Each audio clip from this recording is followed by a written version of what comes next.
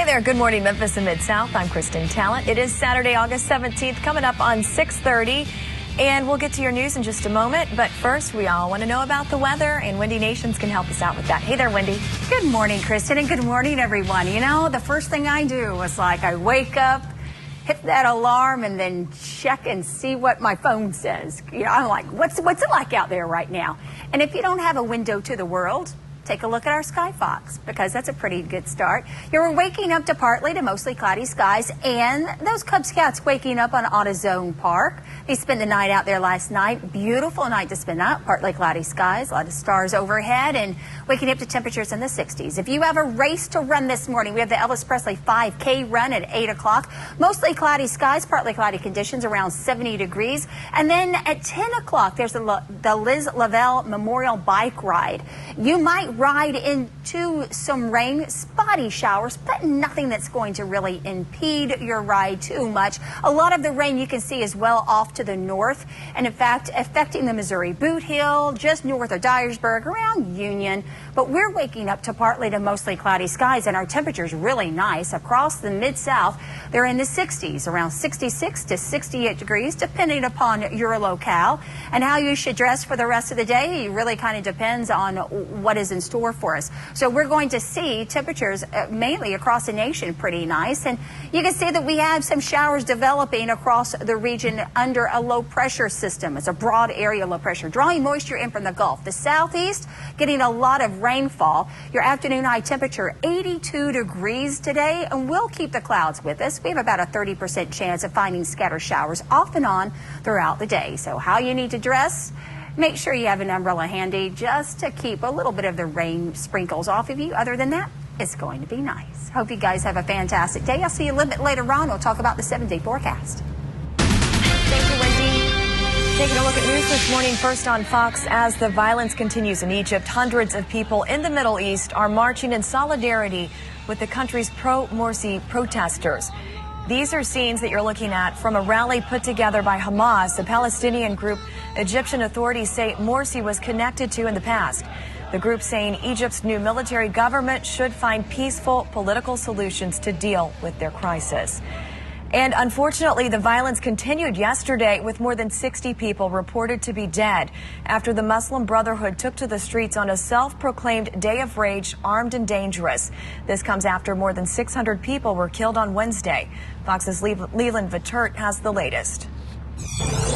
Flames burning through floor after floor of an office building marked the end of an epic battle for Ramsey Square.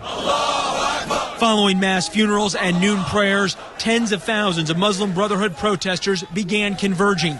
Among them, gunmen firing off their AK-47s ahead of the coming battle. The military will fall, said this man en route. A few minutes later, they attacked the police station, bringing to store-lined streets the chaos of war, complete with soldiers, armored personnel carriers, and the wounded. In a mosque-turned-hospital, doctors triaged those they could save, while the dead got a piece of tape with their name written in crayon, so families could later collect their loved ones. Across the country, the Muslim Brotherhood's Day of Rage lived up to its name. In Alexandria, protesters, rather than beachgoers, filled the seashore promenade. One woman demanded far more than the reinstatement of deposed President Mohamed Morsi. We call for the execution of the murderer, she said, referring to General Abdel Fattah el-Sisi, who led the military coup that took power last month and imprisoned the Brotherhood's leader. A similar scene played out in Ismailia, where Brotherhood supporters took shelter behind concrete walls after attacking a police station. Cairo's bridges provided no such cover from gunfire, so desperate protesters shimmied down electrical wires. With sundown, protesters defied a nighttime curfew, staying in the streets to continue their fight, having lost the battle for Ramsey Square, but not giving up what has become for them a war. And that was Leland Vitert reporting. Hey, okay, listen to this story. This is unusual. A wealthy property owner in China who built his own private mountain and luxury villa atop a high-rise apartment. You're looking at it right now. This guy has 15 days to demolish it. Authorities say this property is the most outrageous illegal structure in China. Angry neighbors say it took years of complaining for someone to finally do anything about this structure. That is just so bizarre to me.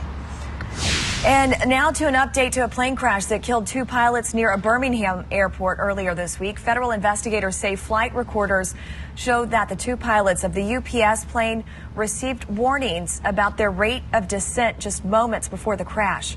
A spokesman says the warnings indicated the cargo plane was descending too quickly given its altitude. But he went on to say that they are still investigating exactly what caused this crash. One of the pilots was from Tennessee. And we are also learning more details about the 2009 shooting rampage at Fort Hood Base in Texas. One of the victims describing how she survived after she was shot by the gunman. Fox's Casey Stiegel has more. A police officer injured during the horrific shooting rampage at Fort Hood, Texas, taking the witness stand. Kimberly Munley saying Army Major Nidal Hassan was running towards her, firing his gun when she arrived on the scene in November of 2009. She was hit in her hand and leg. She was on the ground and says Hassan kicked her weapon out of her hand, but she survived after the Army psychiatrist was shot by another police officer. From a pure evidence standpoint, the volume of fire is probative or tends to prove that this was not an uncalculated series of killings. This was planned. Hassan is charged with 13 counts of premeditated murder and 32 counts of attempted premeditated murder. The American-born Muslim is representing himself in the trial. Hassan claiming he carried out the attack in defense of others to protect insurgents fighting U.S. troops. Another witness today, an FBI agent who searched Hassan's apartment. Donna Cowling testifying his home was nearly empty. She found paper towels on a table. Witnesses have testified Hassan stuffed paper towels in his pockets before the attack to muffle the sound of ammunition. Nearly 80 witnesses have testified over the course of this 9-day court-martial so far. Court resumes first thing Monday morning. At Fort Hood, Texas, Casey Stiegel, Fox News. It's now 6:35 on your Saturday, and we here at Fox 13 are committed to engaging with our viewers. You know that. And every week we invite you to continue the conversation by logging onto our Facebook page and following us on Twitter. Here's what you had to say this week and what's trending with Fox 13's Trey Paul. Messiah. The first thing trending this week when an East Tennessee judge ordered a mother and father in Cocke County to change their child's name, which was Messiah, to something else. We asked, do you think a judge should be allowed to tell you what you can name your child? Well, Chris Tammy Rainey Pierce wrote this. This judge should be removed from the bench. She's a disgrace. She is imposing her religious beliefs through her government position. Steve Sutton wrote, yes, why don't parents stop and think about the child when naming their children? Look at the child's future. Also, the Bible speaks about it in the last days. There will be false messiahs. And when we told you about the report that shows men feel 2/3 of the women should pay their own share on dates, you had plenty to say. R.C. Pratt wrote, what happened to being a Southern gentleman? Oh, wait, I forgot. This is 2013, but there are still men like that. I am one.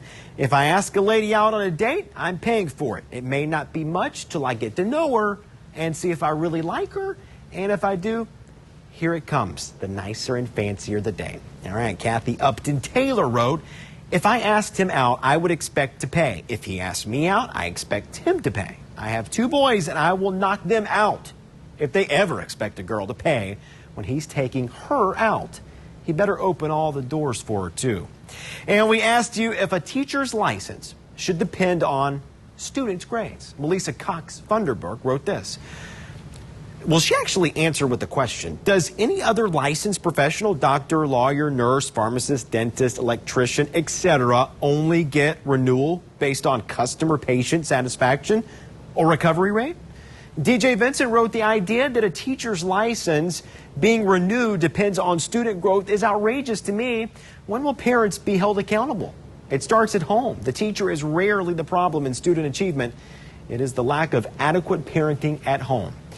That's what you had to say this week. Keep the comments coming. They could wind up here next Saturday. Hey, that's what's trending. I'm Trey Paul. KT, back to you. All right, thanks so much, Trey. And again, we encourage you to participate in the two-screen experience while watching us here on TV. And of course, you can go online and log on to our MyFox Memphis Facebook page.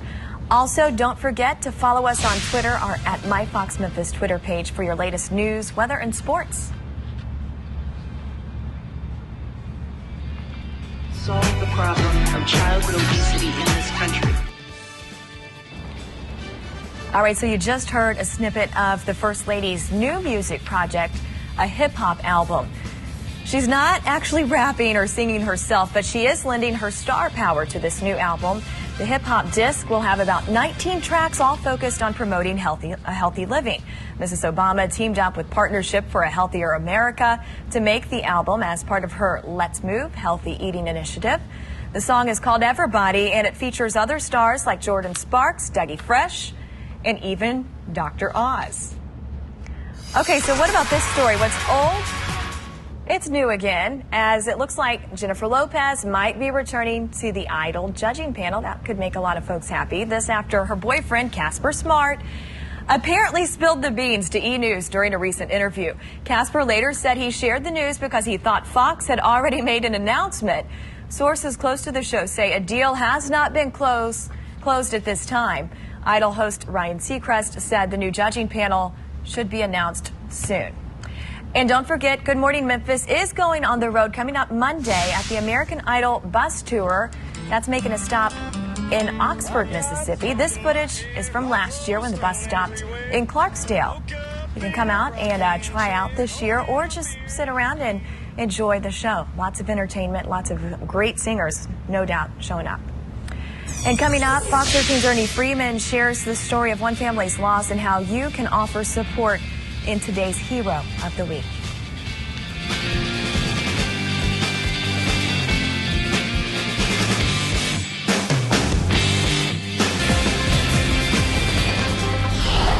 And you need those gas prices, especially if you're going to go thrift store shopping later on. It's National Thrift Store Day. So there you go. All right, taking a look at all these skies out here at AutoZone Park. Hey, they played, the Memphis Redbirds played the Omaha Storm Chasers. What a name is that, right? I know, I think it's critical. They played them last night, and then the Cub Scouts were invited to spend the night. So they're waking up right now to some overcast conditions across the region. The temperatures, let's check out at Forest City, is 68 degrees. The winds are from the east around 4 miles per hour, and it looks like the clouds are just touching the ground, doesn't it? A little foggy, a little hazy start to the morning. And that's what we can expect for the morning hours. Basically overcast conditions throughout most of the day. Now, if you'd like to find out the latest weather information, you can get in touch with us with our Twitter page at Windy Weather at Fox 13 or Facebook. We'll try to update that as much as possible, keep you abreast of the things happening across the Mid-South.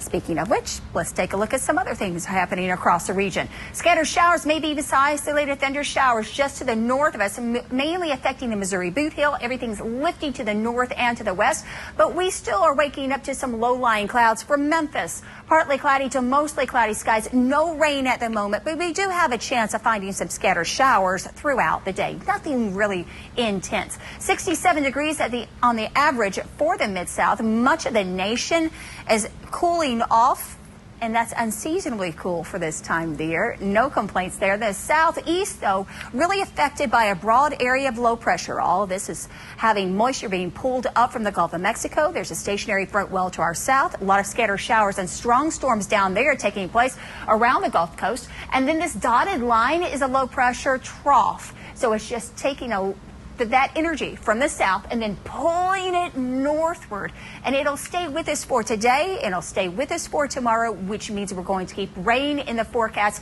spotty at most, but still don't be misled by some of those cloudy skies. And if you see a few rain sprinkles hit your windshield, you might have to use those intermittent wipers throughout the day. So right now we're waking up to partly cloudy to mostly cloudy skies throughout the day. A good chance of finding some of those hit or miss scatter showers. And then as we head into the evening hours, maybe a few breaks here and there as we head into the late afternoon and the evening. Overnight, mostly cloudy skies again. And then tomorrow afternoon, when we see temperatures warm up into the 80s, maybe see some more scatter showers, all associated with that trough of low pressure. And then by Sunday, night, everything clears out and we really improve as we head into next week. So this weekend, a little on the cloudy skies and overcast. How to plan your day? By lunchtime, the upper 70s. We only top out at 82 for your afternoon high, and that's about 10 degrees cooler than normal for this time of the year.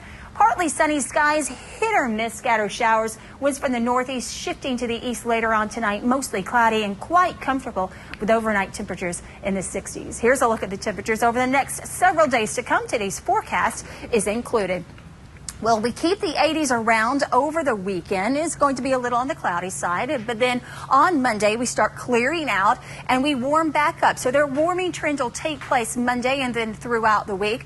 Your average afternoon highs I spoke of earlier should be in the 90s, and we'll hit those again as we round into Tuesday and then throughout the rest of the week ahead. So this weekend, you know what? We're going to keep the good thing going for as long as we can. Hold on to those 80s, even if it means a little bit of clouds. But you know what I say, Kristen? I say, hey, that's less sunshine in your eyes when you're outdoors. So maybe it's kind of like you have instant sunglasses. Glass is always half full. Wendy, yes, that's true. You're always like that every day. All right, thanks so much.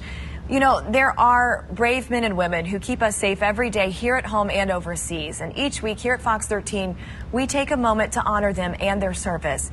Here's Fox 13's Ernie Freeman with our Hero of the Week. His name is Anthony L. Woods, a Memphis police officer who was killed in the line of duty 10 years ago.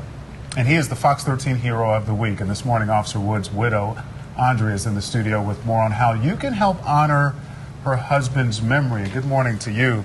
Good morning. Your husband, you have fond memories of him? Tell us a little bit about it. I do.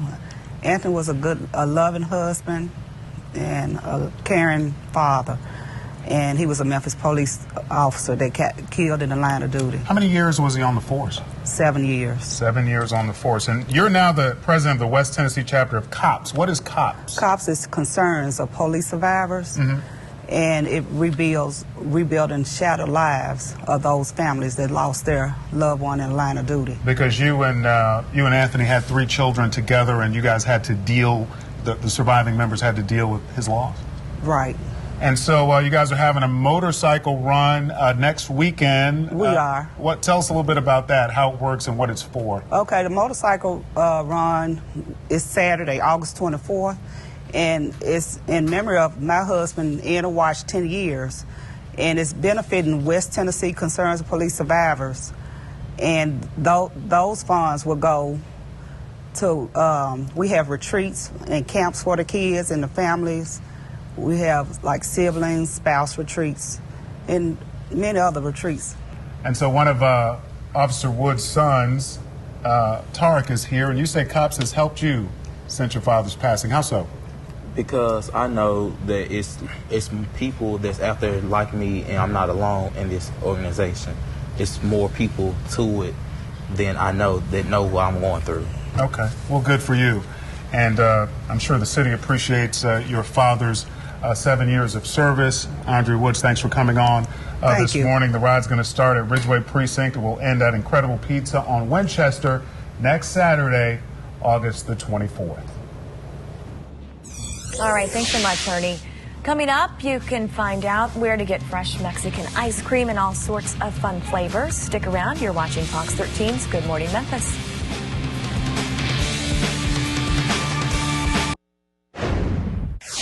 Welcome back. You know what? Your home could be full of hidden dangers. Fox's Brenda Butner explains in this week's Shoppers Market. Dangers could be hiding all over your home. And the statistics, well, they could shock you. Government documents show roughly 147,000 household kitchen appliances catch fire each year.